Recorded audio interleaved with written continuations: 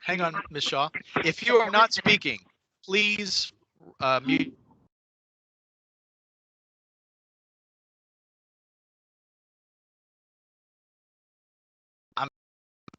I muted myself. If you could mute your mics if you're not speaking, that would be greatly appreciated. Ms. Shaw.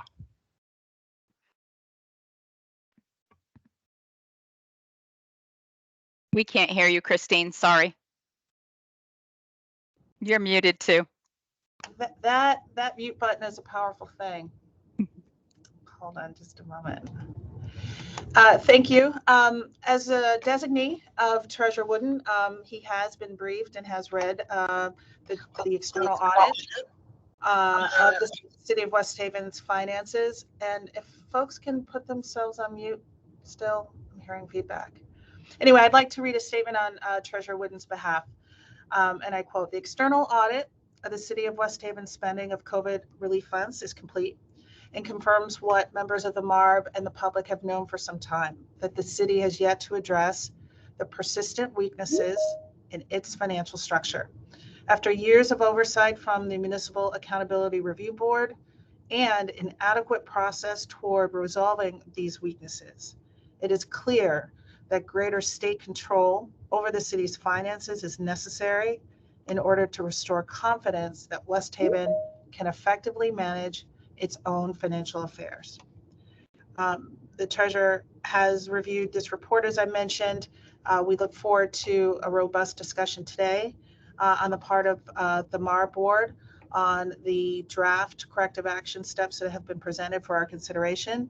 And I just want to underscore that the Treasury is committed to using all of the authority that exists under the MARB statute to address the very concerning issues that have been flagged in this forensic audit. And with that, Mr. Secretary, I turn the floor back over to you. Thank you, Ms. Shaw. So we're here today. The board wanted to meet expeditiously in response to the audit report that was commissioned by my office, that was commended to the board and accepted by them, and at their recommendation was made public, along with the draft staff recommendations for corrective action. So we're here today to talk about those. I'm going to ask the staff to walk us through briefly at a high level the draft recommendations that we have to date. These do not represent the entirety of recommendations that we might at some point adopt as a board, but they are a starting point.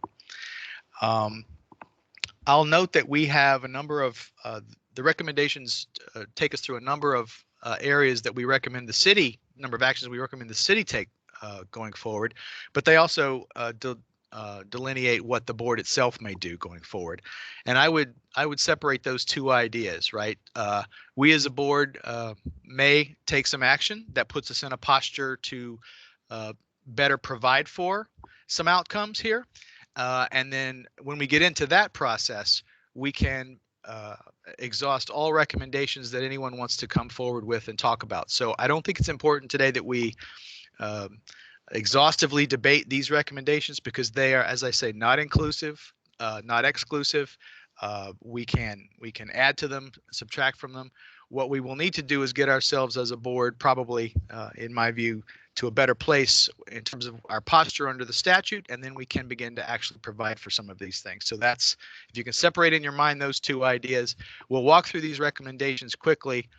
We are saying by putting these out that this is what's under consideration.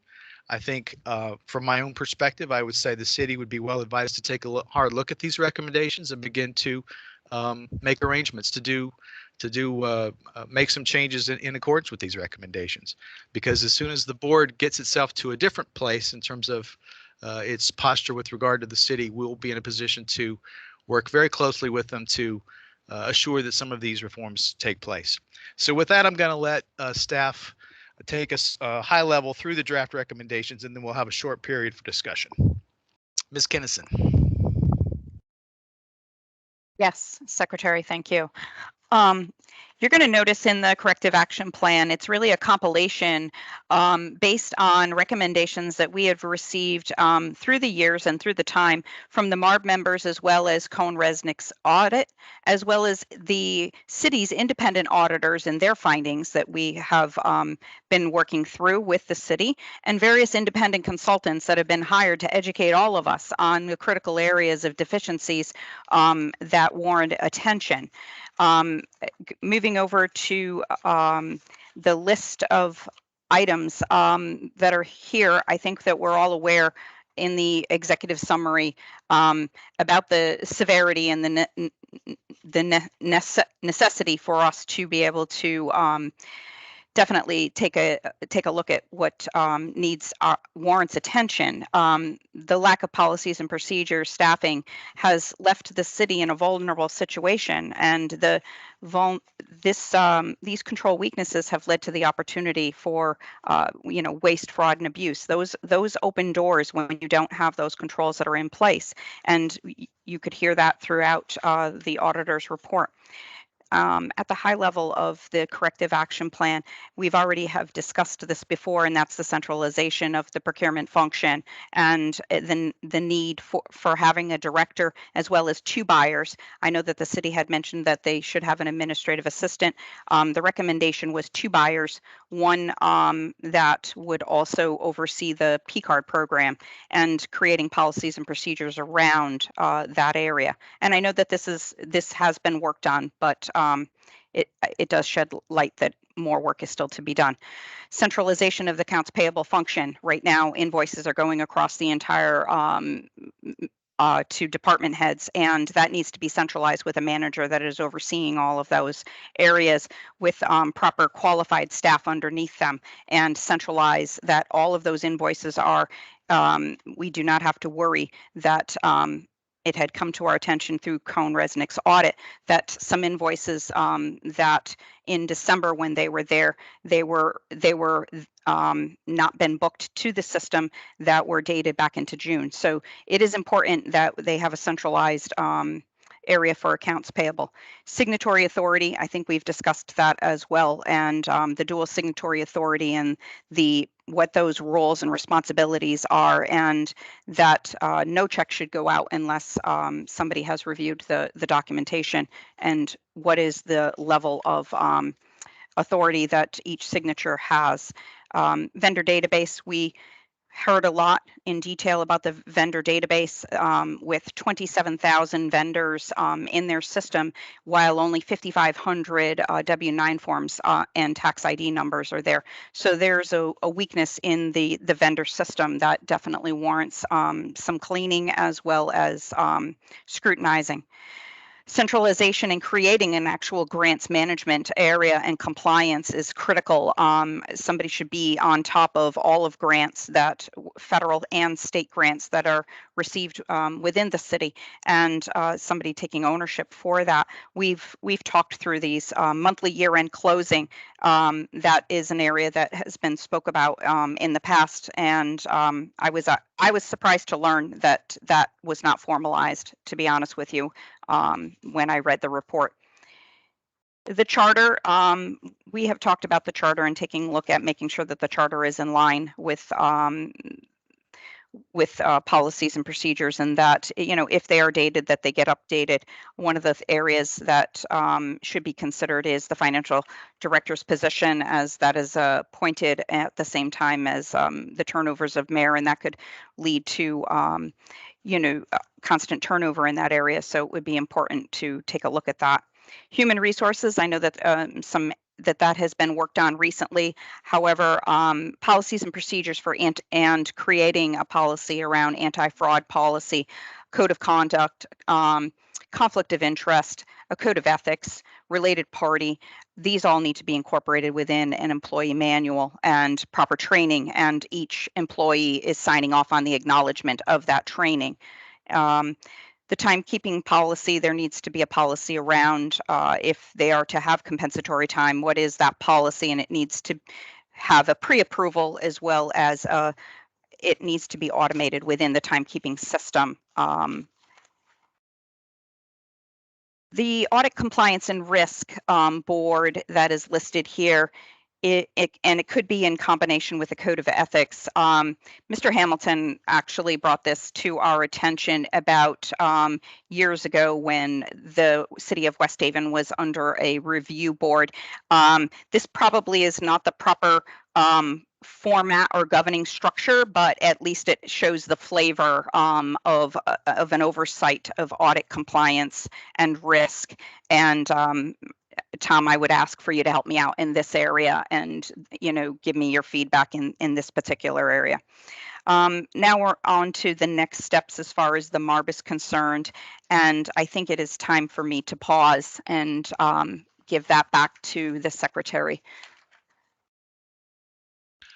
All right, that's a quick overview of the staff recommendations to date. As I say, not exhaustive, and we will have ample opportunity to add to or subtract from this as the board desires. However, we do have a moment here, if the board, or as many moments as you want to take, for the board to discuss what we've heard so far.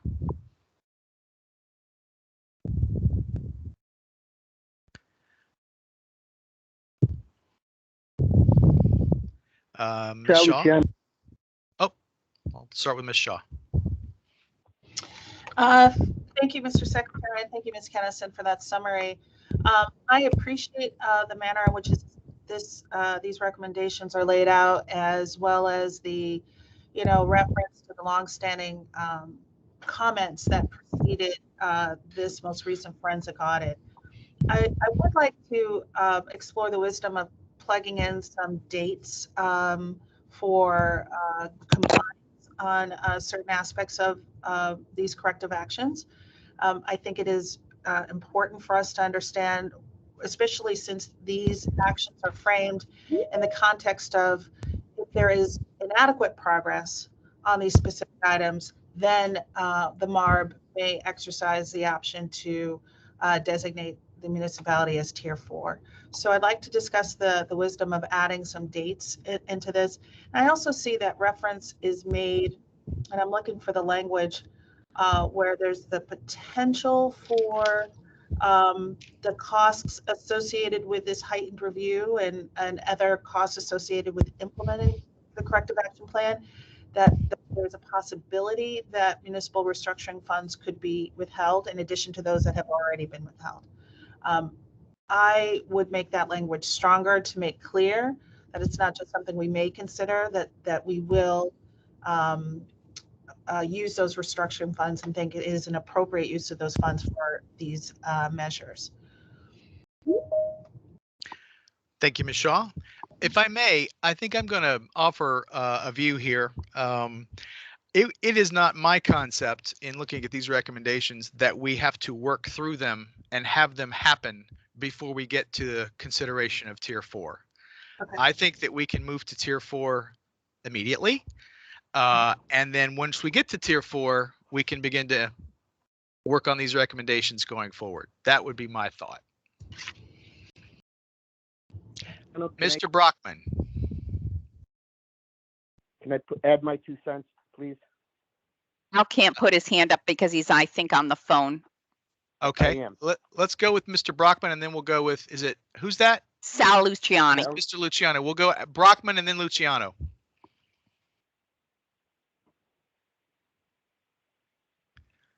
I can't hear Matt. Matt, we can't hear you.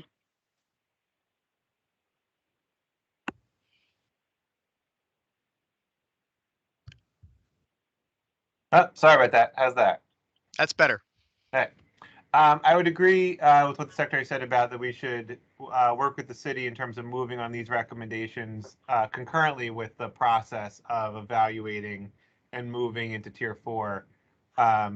The two, and similar as to what Ms. Shaw was saying regarding dates, the two things that I do want to get the feedback from the city as to what you think about these recommendations, and also your, what worries me is you also are sort of managing the day-to-day of the city, and I want to think about how do we ensure that you have the capacity to move these, which are structural changes in the way you operate, and what role that the board and OPM maybe be able to play in terms of providing you, even though we're not necessarily at the place of, because of the process it takes to get to tier 4, how can we be of assistance in developing these practices?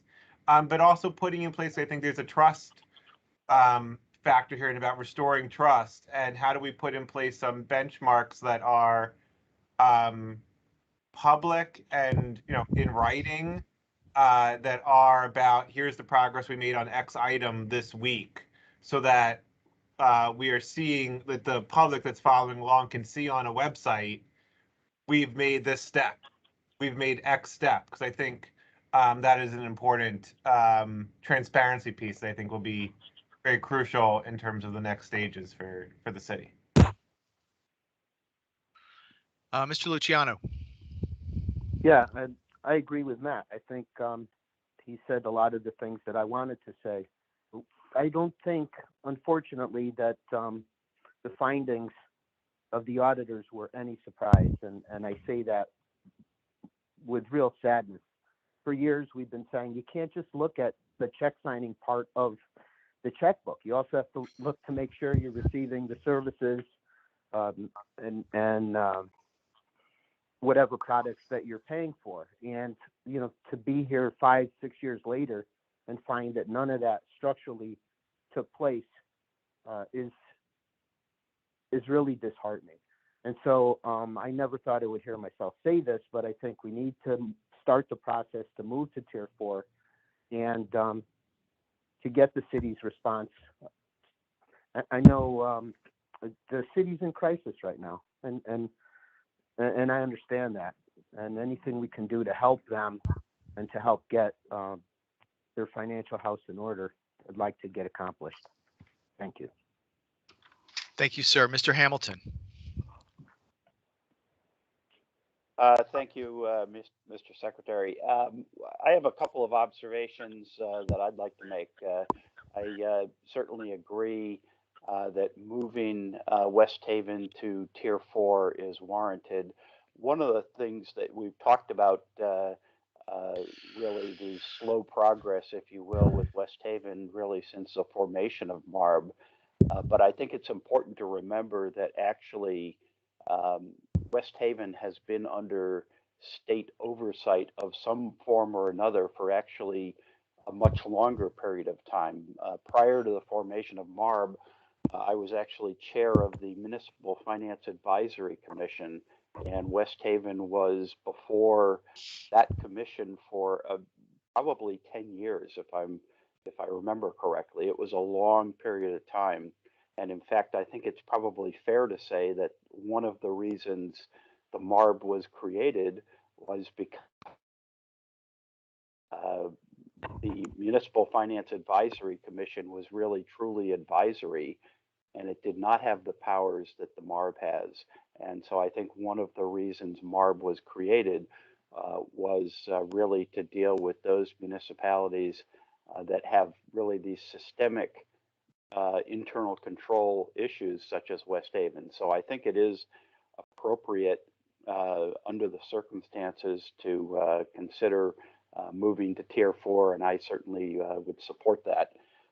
In terms of the corrective action plan or the draft corrective action plan, I have a couple of kind of minor points, if you will. One is in terms of signatory authority.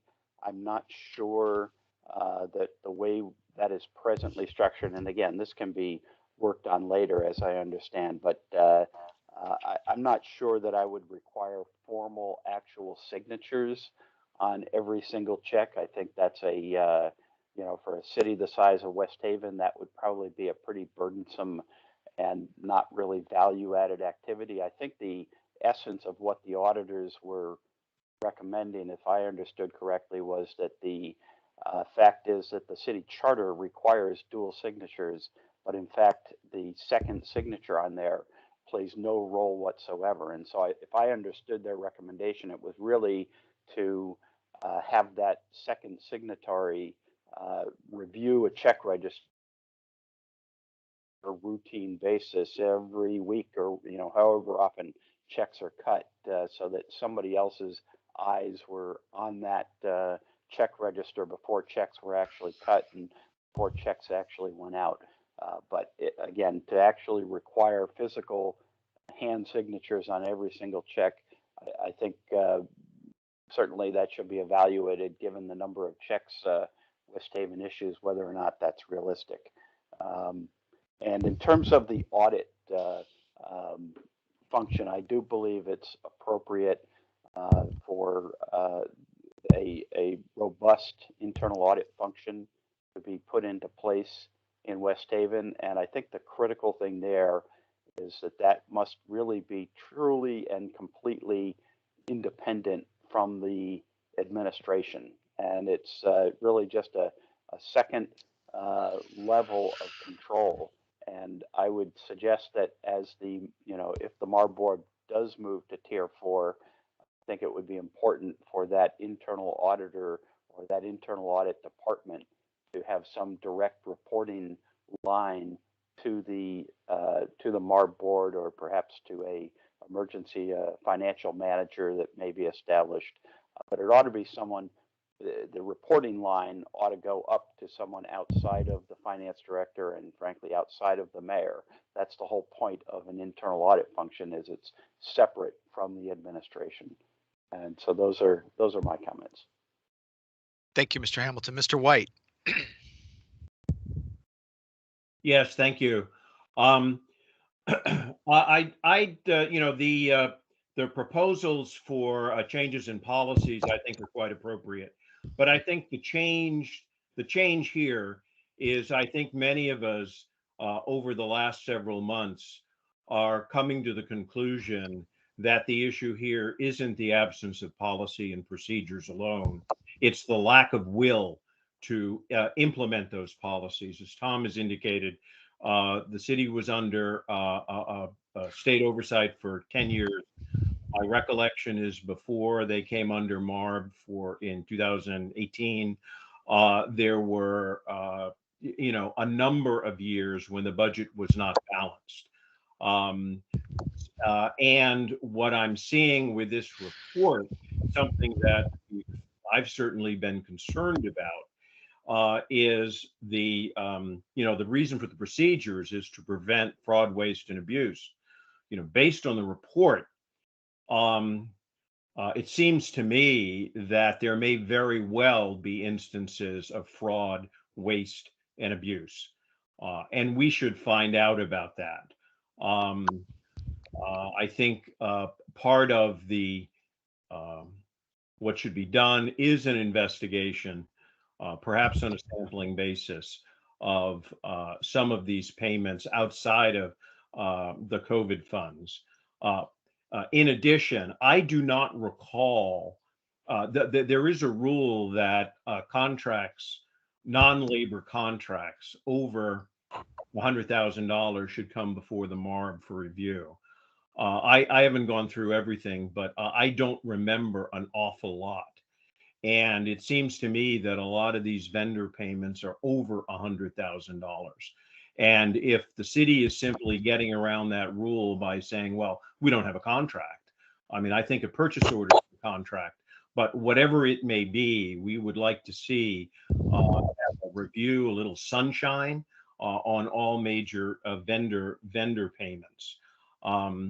And I do agree that after all this period of time, that we should be considering a tier 4 soon. Thank you. All right. Mr. Falsigno, I think, was next. Thank you, Chairman. As Mr. Luciano said, I don't think anybody's overly surprised by some of these results. The MARB has been advising West Haven since I got on the board about the policy and procedure. So going to tier 4, I think, is certainly appropriate, and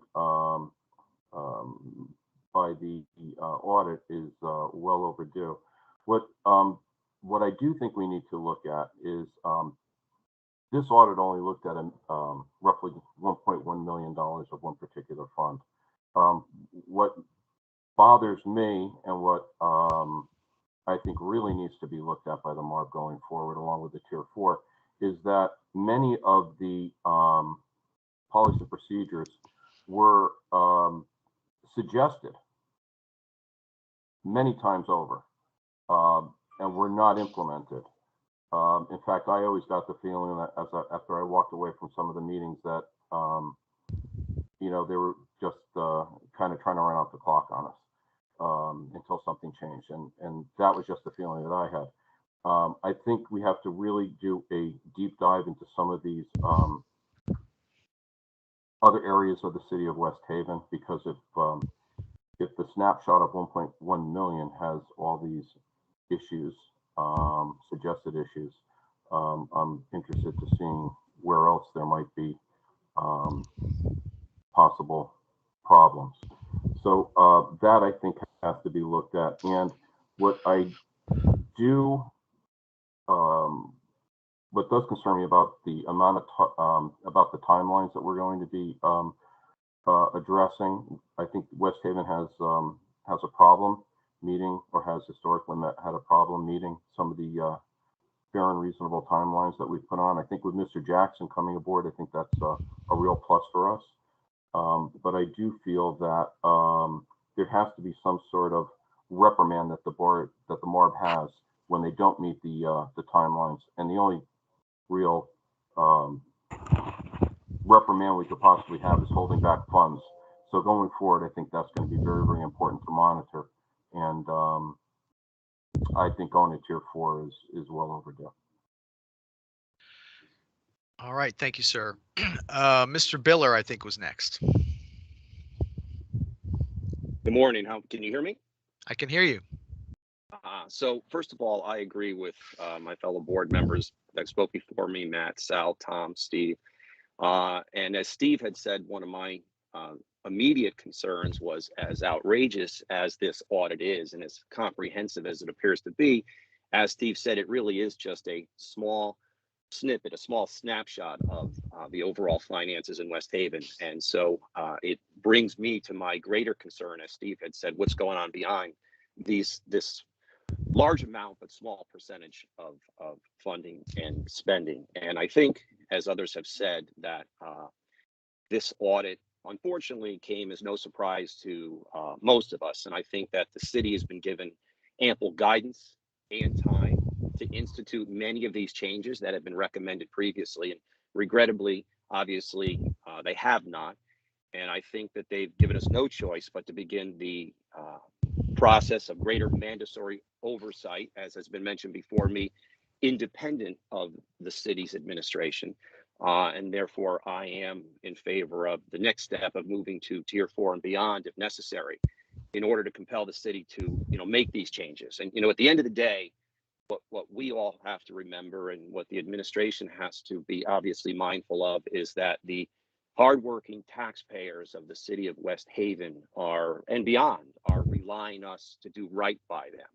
And this never-ending process of kicking the can down the road has to end. And I think that it's time for us to step in and help them do just that.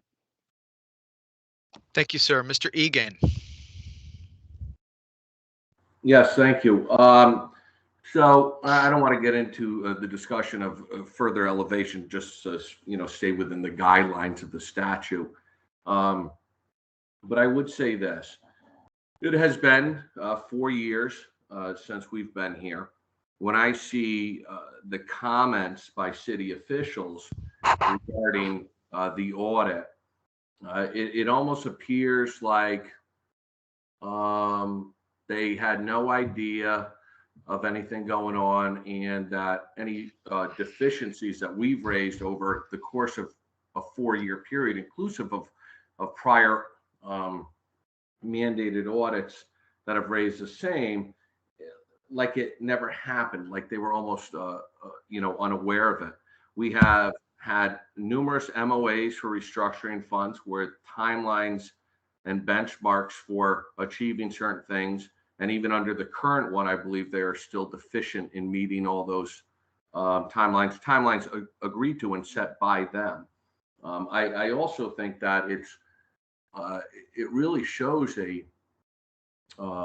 an absence of the situation that West Haven's in when you hear comments like comments by the chair of the city council Tuesday night at his meeting when the chairman was inquiring with the new finance director, who I think very highly of, why MARB is still, quote, hanging us and playing with us.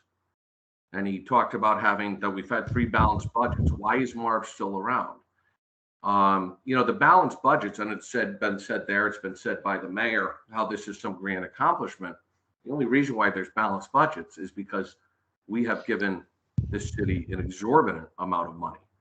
If not, they would be in the red. If not, their taxes would be raised, who knows, another 4 or 5 or 6 mills just to try and accomplish that. But I think, and as I've discussed before, to have an honest way forward, I think people on both sides of this conversation need to be honest, and really the trust needs to be restored, not only with, certainly the taxpayers of the state of Connecticut and the city of West Haven, but really with this board, as far as us being able to have any faith in city officials. It's clear through the audit, and I know it was certainly recognized when it was discussed, that certain things, in particular, I'll just highlight this because it's very clear, the issue with use of credit cards, which we had the chief of staff before us, this is going back a month or so ago when this issue came up, who said in no uncertain terms, because it was asked 20 times, 80 different ways about, documentation and things like that. And it was said very clearly that, every expenditure could be justified and pinpointed, and there's paperwork on everything. And but in the audit report, it was clear when that was asked about that there was no ability to justify some of those credit card expenditures. I think that part of moving forward for me, okay, regardless of what tier they're in, because I personally think it should be a lot more substantial, but we're limited at this time by the statute, is that we need to engage the city, because it wasn't just a lack of documentation. The comments by the mayor with regard to the audit, that it was somehow a lack of documentation. The comments by the chair of the council in the paper yesterday, that the auditors didn't look hard enough for this documentation. The fact is they were asked numerous times about adding more supporting documentation or anything that they had. We have, I think, some questions that we should have answered and not forget about, because going forward, we still have, I believe, restructuring funds for the closeout of the last fiscal year. I believe we still have not released all those. I absolutely would not be in favor of releasing any of them. I think that the city needs to find its way, and since it has such a robust, rainy day fund, for lack of a better term, that they can use that money, since we basically gave them more money than they needed, that bolstered that fund. But I think questions about things like the bathroom at City Hall, where the auditor went there with city officials, and it was clear that what was on the invoice was not done. But the person whose company performed the work is chair of the West Haven High School Building Committee, a citywide building committee, and ironically is chair of the ARPA committee. And I don't know how that stands, and I look for the mayor's what she would do and what she's going to do regarding that. When you have the chief of staff who came with the credit card answer, and it's not, I don't need to mince terms, who lied to this board regarding the accountability of credit cards. When you have comp time that was paid out to city officials, certainly the ones that are really at highlight, that for all intents and purposes would be exempt under any FLSA standard that are appointed and not covered by union contracts. And as Kim mentioned about, procedures regarding comp time, and I know, Mr. Secretary, you weren't here, but a lot of the board members were, when there was an issue of the mayor getting a payout for her vacation time back in 2018 or 2019. And Mr. Tiernan wrote a legal opinion justifying it, which it absolutely wasn't justified, but justifying it. And he cites and included in this opinion communications from city officials regarding similar items. And one of those communications was from Beth Sabo. And this is a person who authorized, with the mayor, gave the green light, so to speak, on these funds being paid out. And she was the recipient of those funds. But it talked about how there's, that comp time had to be, recorded and documented and have all this documentation to it. But at the end, when they talked about, a payout of unused vacation or sick time, that they had to have all this, or it wouldn't be able to be paid out. And in the same sentence by Ms. Sabo, that Mr. Tiernan cites in his memo from March 25th of 19 to the council chair and to Mayor Rossi. In this memo by Ms. Sabo from June 1st of 17, it says there was to be no payment for compensatory time. So it looks like there's an honesty level, or that the, whatever rules change as far as policies go. There's policy very well spelled out, and certainly they should be maybe more robust too. But there's policies on handling finances that are within the city charter and very clear on how expenditures of verifications and how they have to be verified should work. Also, within that same charter, makes it very clear that people who offer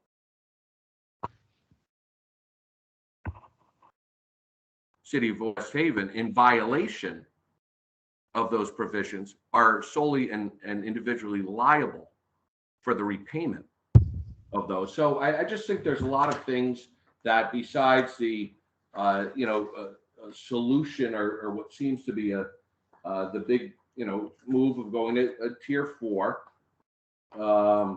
if that conversation is going to take place, I think there needs to be some other things that we don't forget about and that we get into to find to find the facts on and what happened, particularly in circumstances where it wasn't just a thing of supporting documentation. It was a thing where work wasn't performed, where things couldn't be justified, even though they were told to us they could be justified. In scenarios where people were given permission to sign off on expenses, and I know this question was asked, but with Mr. DeMassa, and that permission was given explicitly by the mayor in a memo on December 18, 2020 to the city council, which they approved. So I think we have to, beyond, which is excellent, an excellent draft, the recommendations for corrective action, beyond any possible discussion about movement, I think we need to focus too on some individual items here to see really what's going to happen, and to people who have violated the trust of this board, the trust of the local and state taxpayer, to see where those people still stand as far as being part of the city administration. I think that will tell a whole lot of whether this city administration, in particular the mayor, really wants to move forward. One thing, and I'll wrap this up, is I would agree that we need to dig deeper. I think we should do, because now, since some of these funds that were on the ledger to get CRF reimbursement were moved off it in the city's final submission, and now they're basically on the dime of the taxpayer of West Haven, or the state taxpayer, i.e.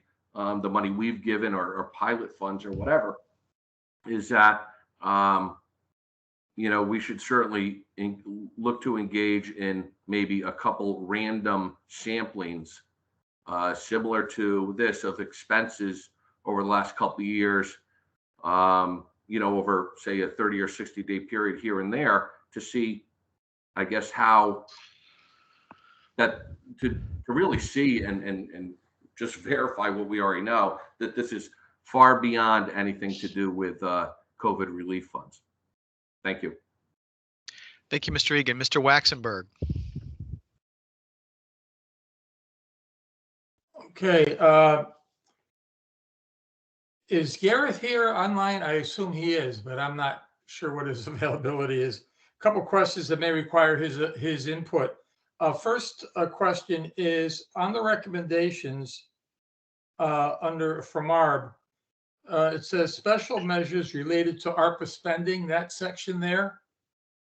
And I'm not going to read through it. Because you now have an ARPA fund and there's money in there, how does MARB, how can MARB in effect attach those funds for oversight? Because the unfortunate findings of the auditor regarding the COVID funds were quite alarming. Now you have ARPA funds coming in with the oversight of an individual within the town that's questionable. How do we interact with the ARPA funds, number one? And secondly, because I am, I don't want to say convinced, but I believe over the past few years that this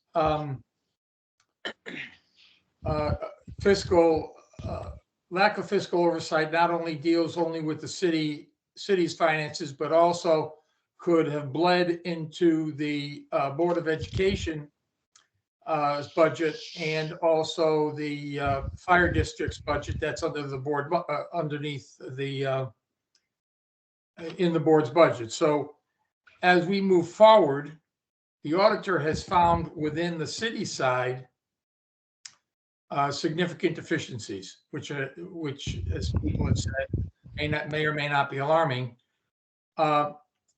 Does this also include the opportunity to examine the other two entities that are within the board budget? I know we have the two independent fire districts, but my concern is because they're underneath the board, the town's budget, do we, when we hire quote unquote an auditor or whoever we're going to place in there, does that extend into those other areas for such policies, fiscal policies, things of that nature? And that may be a legal question more so than, but my concern, as I've stated, is the use of the ARPA funds, making sure that that's consistent with proper fiscal oversight and management. And secondly, where does this leave us regarding the other two entities that are within the town's budget, the Allentown Fire District and the Board of Education? Because personally, I see lacking some of the oversight there as well. And if we don't have an answer now, then maybe we can discuss it at our next meeting. It's just two issues I chose to raise, that's all. Attorney Biden, did you get all that? I did. I mean, if you want me to comment now, I can just comment quickly as far as what Mr. Waxenberg refers to as attachment. To me, that that term is a loaded term from the standpoint of from a legal perspective. When I think of attachment, I think of someone being put in receivership, or someone having rights that goes to garnish something, to take monies from something. Let me be clear. I mean, again, I'm not going to do a war and peace on ARPA uses of ARPA money, but there are essentially four parameters, Mr. Waxenberg, and they all have to do, with predeterminations that our Congress and the president signed into law with respect to how the monies can be used to tackle the pandemic.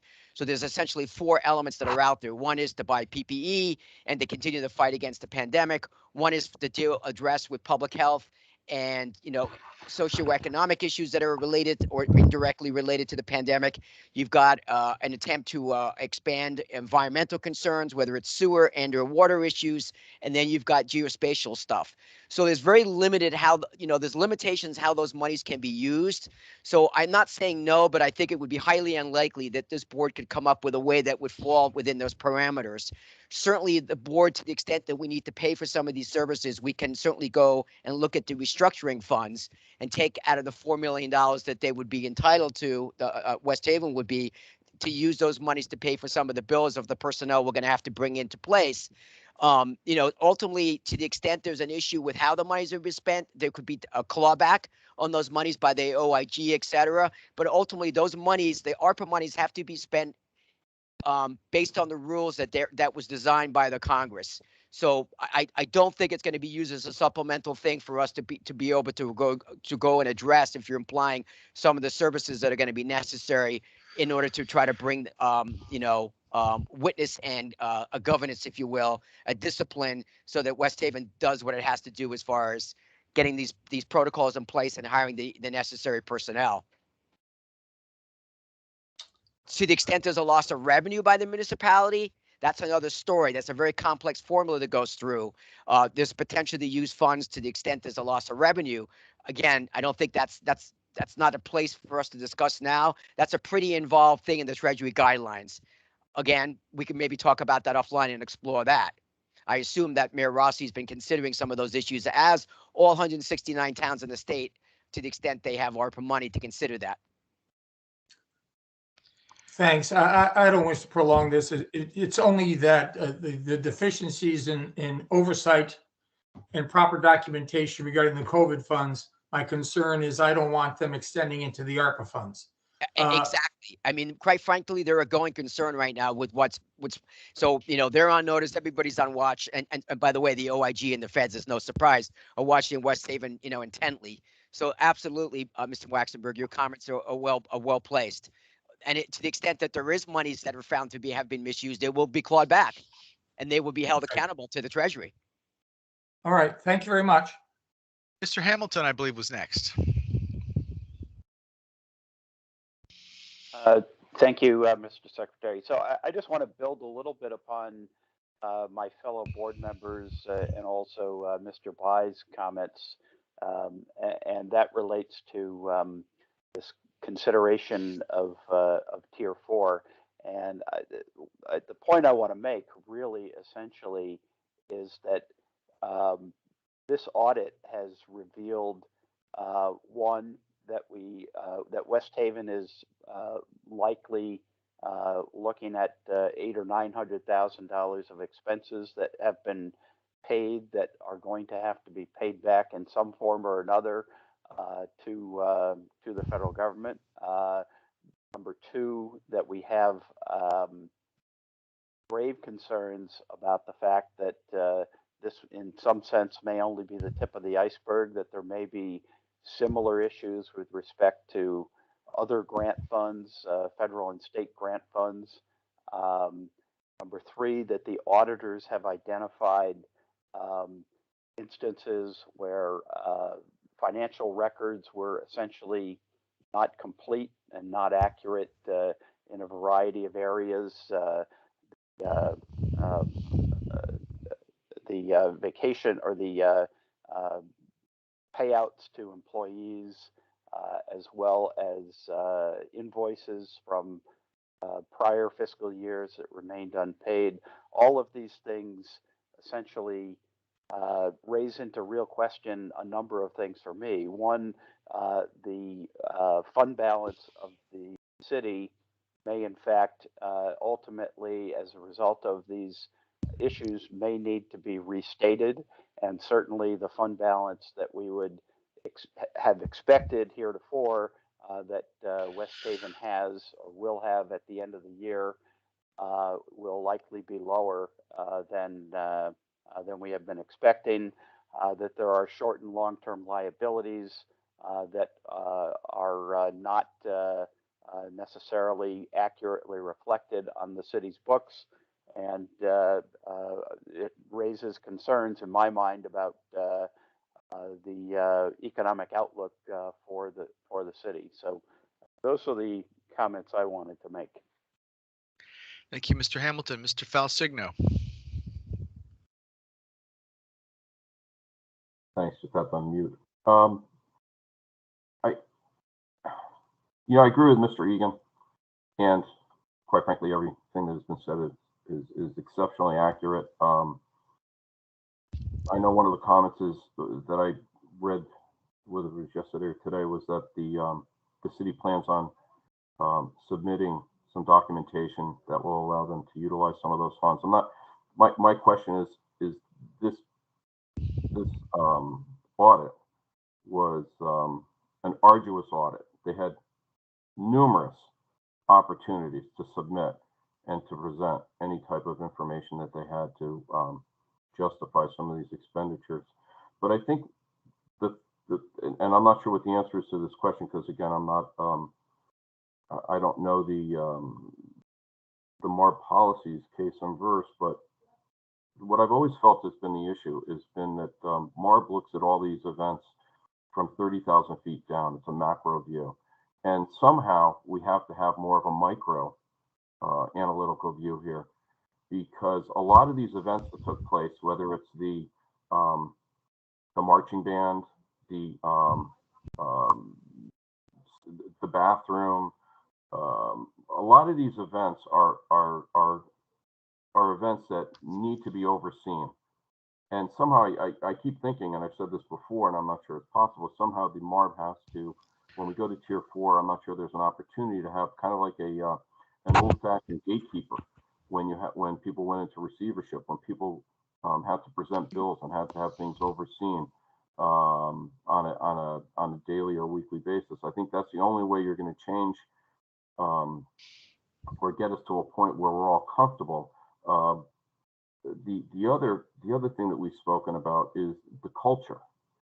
So the only way you can change the culture is, again, on a day-to-day basis. That culture is something that has been ingrained in West Haven, as I see, for generations. So I'm not certainly, so this just didn't start in the last 3 or 4 years. This is something that took years to establish, and the culture needs to change. The culture to respect the taxpayers, to respect the taxable event. This money needs to be overseen, and I do believe that you need to take a much more specific view across the board. Duly noted. Mr. Egan, your hand is up. I apologize, I didn't take it down. Okay, Mr. Waxenberg, your hand is up. Ms. Shaw, your hand is up. And I mean for it to be up. Thank you, Secretary Beckham. So I appreciate the comments made by members of the MARB. I would like to have a focused discussion on, and I think if I hear it correctly, there's consensus around moving toward tier 4 designation for the city.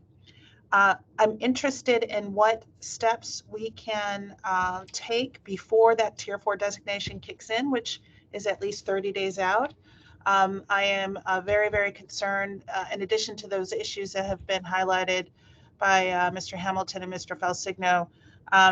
There are also questions around related party transactions and compliance with the city's charter regarding disclosure of those relationships and financial relationships. So those are areas that should be addressed immediately. And this perhaps is where at the appropriate time, but no time like the present, if the city would like to offer its comments on what its reactions are, and beyond what has been attributed to city officials in the press, we'd really like to get a more detailed sense of what they're doing now. And what they're prepared to do to address some of the more glaring aspects of the report. If the members are, if I don't hear an objection to that request, if I don't see one, I do see the mayor is with us. I don't want this to get into a involved back and forth if members have a different view. So I'd like to give the mayor an opportunity to speak. But if we could hear that and then maybe move along with our business, I think there's something we need to do today. And we are near the end of our first hour. So with that, Mayor Rossi, would you care to offer any comments? Okay. Good morning. Can everyone hear me? Yes, ma'am. Okay, because it's just saying unmuting, so I wasn't quite sure. Yes, we are aware of all that's going on. I have been over the corrective actions that was put up on the website, I believe, yesterday. We've already started work on all of those. I'm happy to say that some of them we already have, and that is the procurement director has been in place now for a few weeks. To the point we did have an admin working in that office to assist. We have up the one buyer's position because until I saw the corrective actions at the point in time, there was only a buyer's position. So we have moved forward with that. We are also advertising, we are in need of an assistant finance director that is been advertised as well. And so we are trying very quickly to fill those positions. Again, as going through the corrective action, as I said, we've already set up a template. We are working on those as we speak. Additionally, we are looking to submit additional information for some of the items that were not paid. One of which it seems is the health departments of over $400,000 that needs to have the dates corrected because according to the audit report, they are saying that the dates were incorrect. So we need to go back and look at that.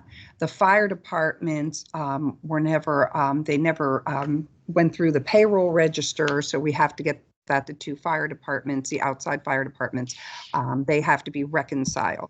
We are, my understanding is, I don't know if there is a date because a date has not been provided to me, but we are looking to work as quickly as possible. We don't know if there's an end date as to how long we have to submit any additional documentation because we really would like to try to get every dollar that's still on the table so that we don't have to, pay for it out of our own funds, but out of the CRF funds. So we are moving forward for that. We take this extremely seriously. We've been working on it diligently since honestly, since I discovered the theft back on September 27th. I mean, it was a pretty shocking time to figure this out and then have to report it to the different agencies, and they had to work through the investigative process. The FBI was involved.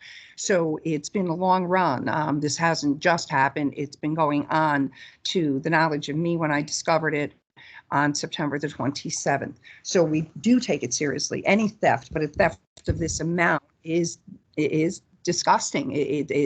I don't think there's anyone that would, disagree with that statement. So we have been moving through the investigative process.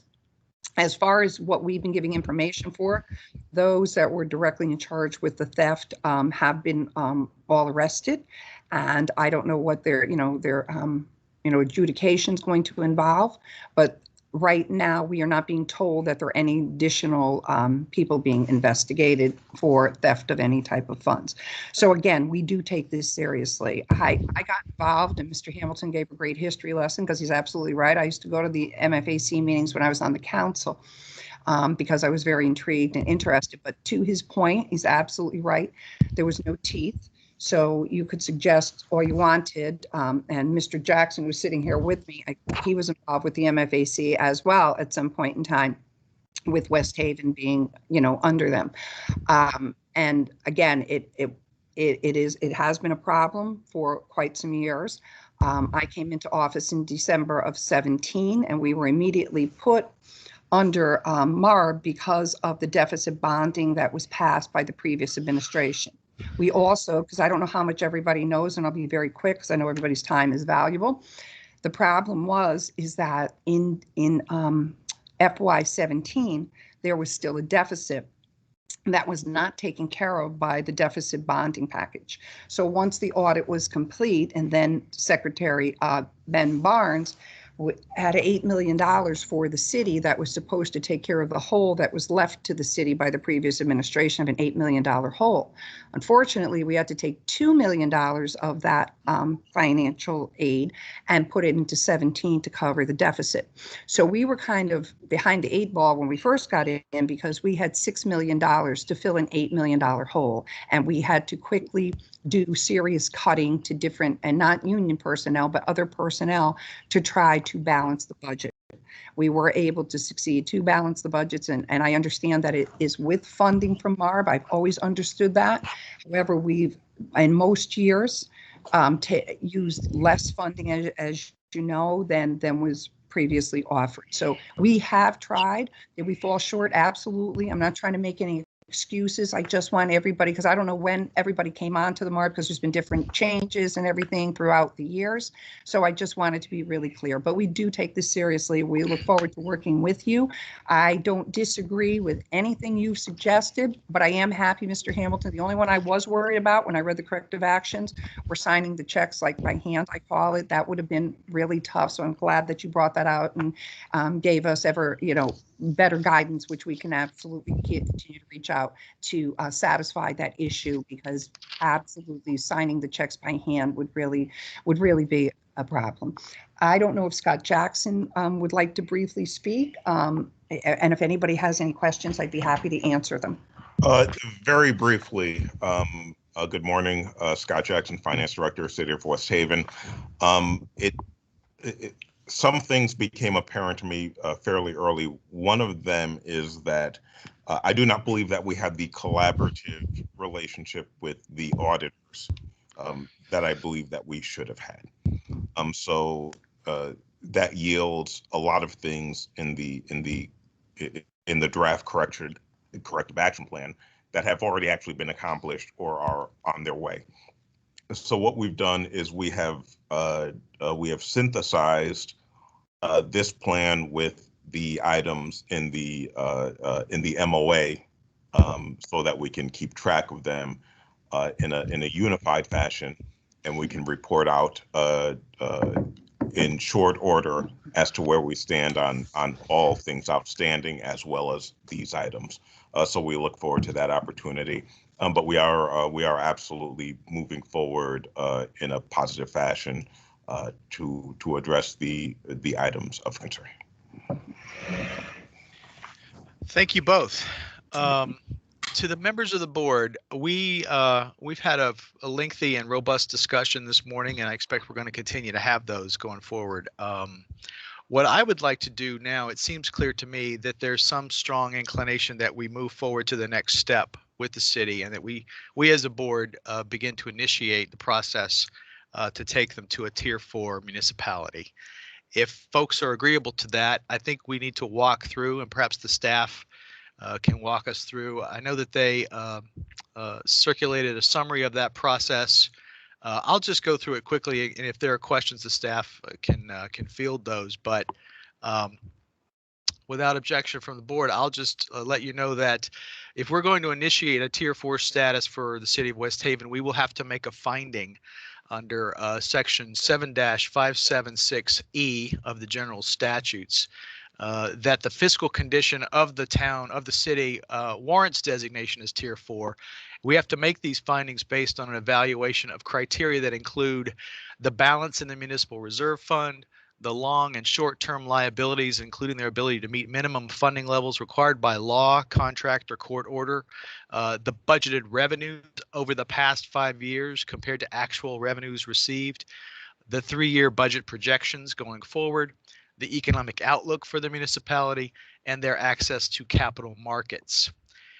For purposes of making this finding, and we will as a staff work on a more elaborate document for you and circulate that in advance. But for purposes of making this finding, the MARB membership itself will have to be amended to include the chief elected official of the municipality who will have a vote, a member of the municipality's legislative body as selected by that body who will have a vote, and then the treasurer of the municipality.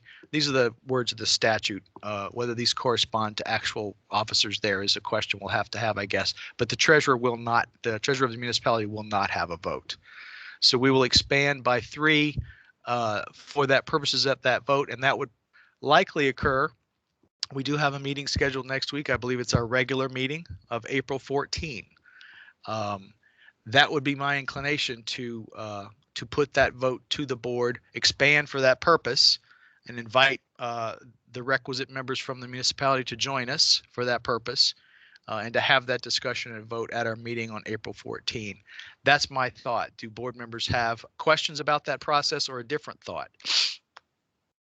Mr. Attorney Bai. I just for the board, Mr. Secretary, and for you as well, just to remind everyone, there is an alternative to that approach under what you're citing is 7-576E sub 2. There is subdivision A1, which says the chief elected official of a tier 3 municipality or the legislative body of such municipality by majority vote may apply to the secretary to request designation of a tier 4 municipality. So the statute does allow that the city of West Haven do that itself. I just want that, throw that out to the board so they understand that as well. I will continue. That is true. That is an option available to the city. But we are the board, and we are going to act according to what we want to do, I think. Subsequent to our vote, I'll just let everyone know, and you have this summary. The MARB will have to submit those findings and recommendation to me, and then there will be a 30-day notice and public comment period. And then I will have to submit the findings and the comments from that period to the governor, who will approve or disapprove the designation. So there is a process even after we vote at our next meeting. So with that, are there questions about that process or any comments that people want to make? If not, I'll seek a motion then to include consideration of the designation of the city of West Haven to tier 4 status pursuant to Connecticut General Statute Section 7-576E, to include that on the agenda of our April 14 meeting next week. So moved. So moved. Second. Second. I hear a motion from someone, second from Ms. Shaw. Pat Egan. Mr. Egan made the motion, seconded by Ms. Shaw. Any discussion of that motion? With no discussion, I'll call for a vote. All those in favor, please say aye. Aye. Aye. All those opposed say no. Any abstentions?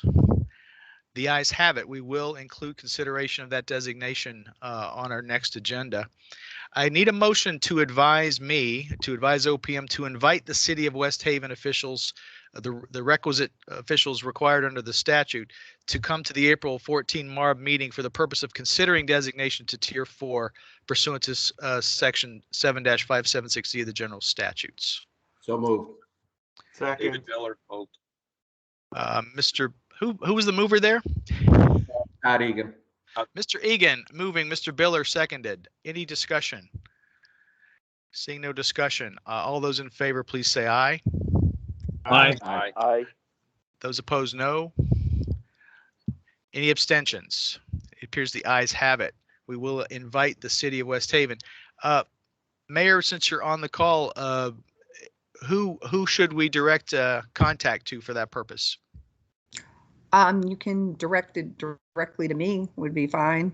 And then I can make sure that the necessary parties are copied afterwards. All right. And I will also inform the full city council. Yes, they will. A member of the legislative body of the town, as selected by the body, will be one of the members. So we'll need that information as soon as you can provide it to us. They will have to vote, so I know that they do have a meeting scheduled on the 11th on Monday evening. Very well. Mr. Chairman, Who's that? it's Pat Egan. Mr. Egan, yes. If I may inquire, and this may be a question for Gareth, would it be appropriate to have the invitations go out certainly to Mayor Rossi, to the chairman of the council, and to Mr. Lask, who's the treasurer, but also be sent to the city clerk, since there's somewhat of a notice, and the clerks are the technically the receiver of notices also for things that may be at the Mr. Egan, that would be fine. That would definitely be the belt and suspenders approach as far as giving notice. I have no objection. All right, we will, as a staff, work on a draft set of findings that the board can consider at that meeting, and we will go from there. Is there any other discussion today that we need to put on the record? All right, I'll entertain a motion to adjourn. So moved. Pat Egan. Moved by Mr. Egan, second by Mr. Biller. No discussion. It's not debatable. All those in favor, please respond by saying aye. Aye. Aye. Those opposed, no. Any abstentions? The ayes have it. We are adjourned. Nice day. Thanks. Thank you. Thank you.